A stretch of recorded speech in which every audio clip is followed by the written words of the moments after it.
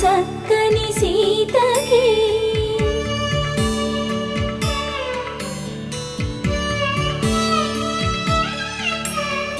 ఎర్ర జాబిలి చేయి రాముడేడని అడుగుతుంటే చూడలేదని పెదవి చెప్పే చెప్పలేమని కనులు చెప్పే నల్ల పూసై